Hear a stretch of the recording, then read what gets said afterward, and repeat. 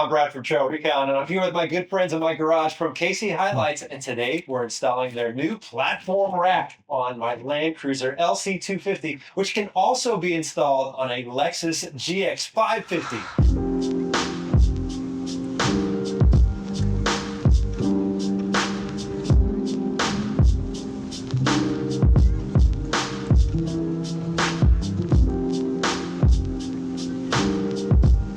Before we show you the step-by-steps on how to install this, if you haven't watched how to assemble the platform and doing the wiring of this, you need to go watch those first, and then we will show you how to install this.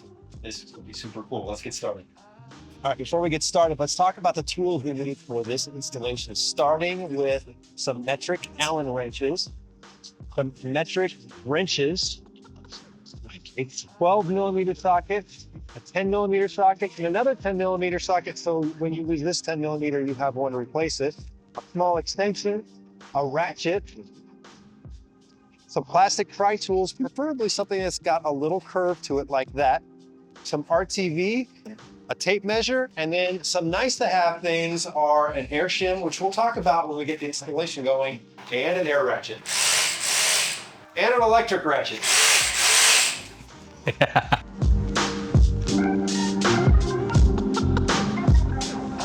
Now that we've got the rack all assembled, it's time to remove the stock rack from the Land Cruiser, and this is pretty easy, so let's get started.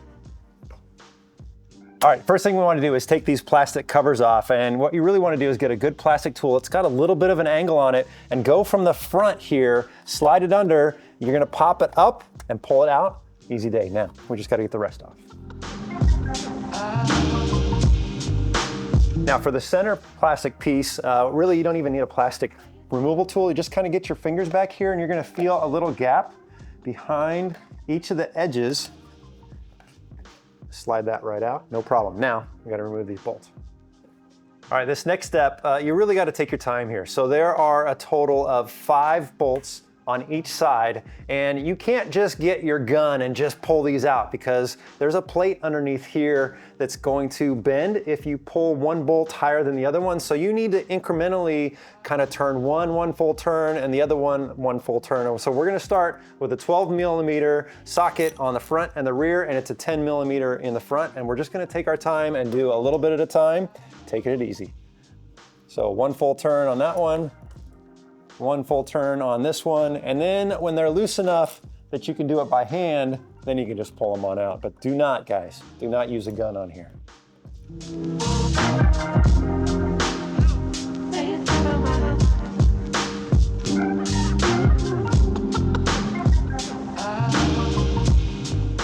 All right, and this guy should just lift off. You're gonna have a couple little rubber gaskets here, and those might stick a little bit.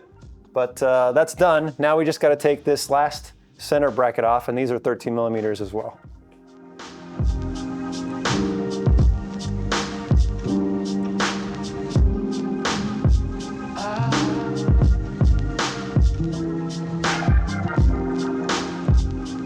All right, next up is to prepare all of the mounting brackets for the vehicle itself. So we're gonna be using a little bit of RTV here, but optional but highly recommended step is to use some paper towels and isopropyl alcohol to ensure that your RTV around the spacers gets really good adhesion to the vehicle, so that way it keeps everything nice and sealed and weatherproof. So the first step that we're gonna be doing is taking our spacers, we're gonna go one at a time and apply some RTV around it and then put those onto the vehicle. So the first step that we're gonna do here is just squeeze it out and then just apply a little ring of that all the way around the spacer itself.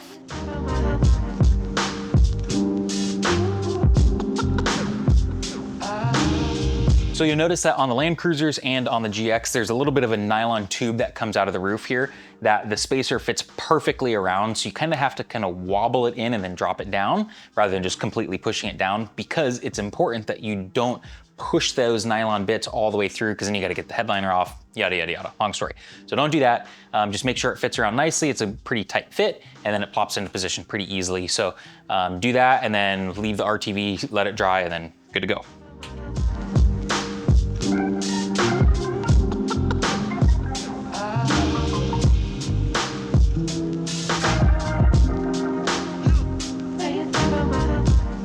Okay, now that we have all of the spacers in line with the mounting holes here, the next step is to grab the bracket and to grab the bolts and put them into position. So it goes with the L facing out, or the carriage bolt side facing outside of the vehicle.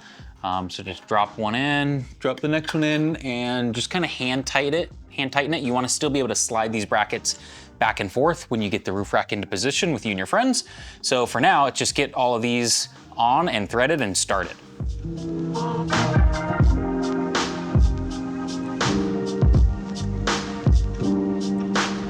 All right, Taylor and I have gotten all the bracket hardware mounted up here. Now what we're gonna do is we're just gonna lay some painter's tape up on the roof where the rails are gonna come down, just to give us a little extra protection while we're maneuvering things into place.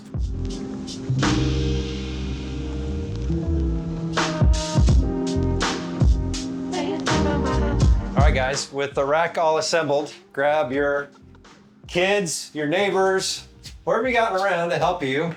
We're just gonna carefully slide this up, making sure we don't scratch any vehicle stuff. And we're gonna try to get them to rest on those mounts.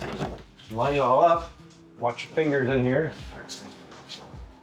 All right, so as you're test fitting the rack, the first thing you're gonna wanna do is somebody's holding the rack up for you and not letting it sit on the vehicle. Just go ahead and get all your carriage bolts and your hardware and slide them in from the outside through your brackets and get them into position so that way everything is lined up nicely.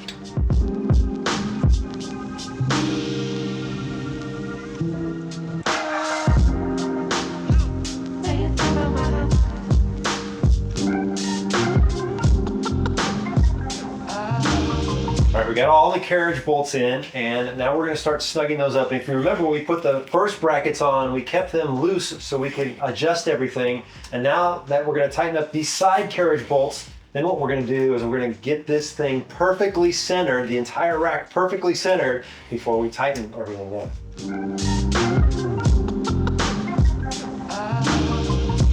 So the last bracket we're going to install is actually a bump stop, and so this rests on the rain gutter.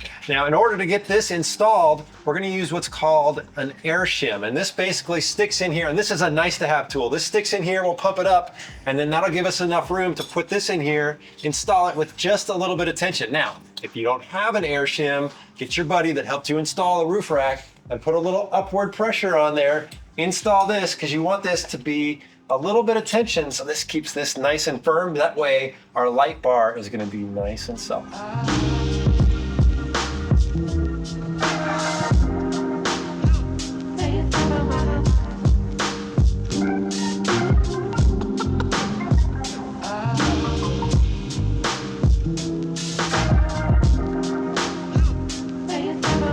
All right, with the rack all installed, we now get to put the fun stuff on, and this is the KC Titan light bar.